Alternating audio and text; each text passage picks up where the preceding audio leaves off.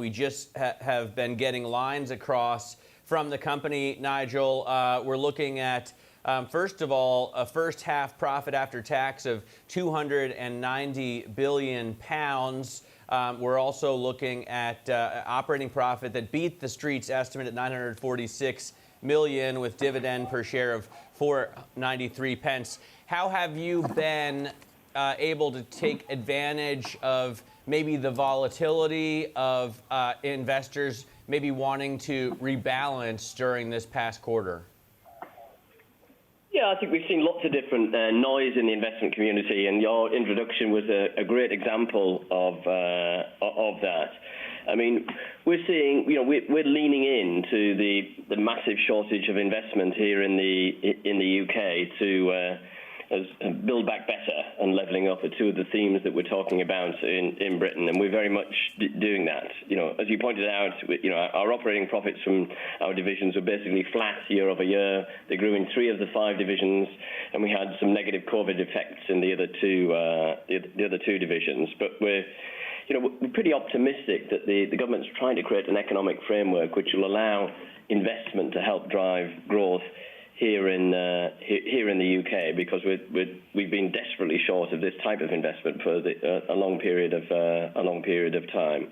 And as you pointed out, we've kept the dividend flat year over year, which is a good outcome for shareholders, and we think the right and appropriate thing to do, given all of the market backdrop.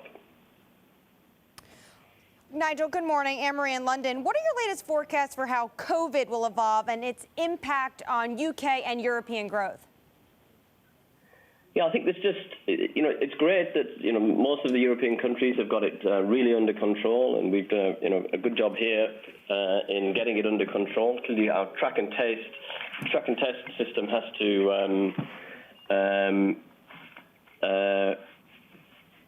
improve as we go forward.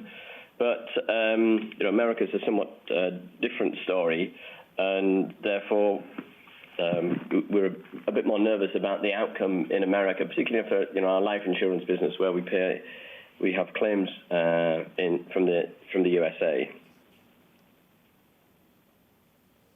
What are your expectations right now, Nigel? I mean, you're following this probably more closely than most other people.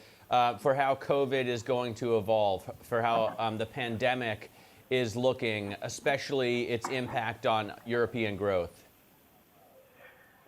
Yeah, I think we're seeing, I'm perhaps a little bit more optimistic about the potential for growth, particularly if we can get the investment side right. At the moment, I don't think we're, pretty much all the economies have been under-investing, but there's a huge amount of projects. We have over 100 projects in the UK with over £6 billion of investment attached to those.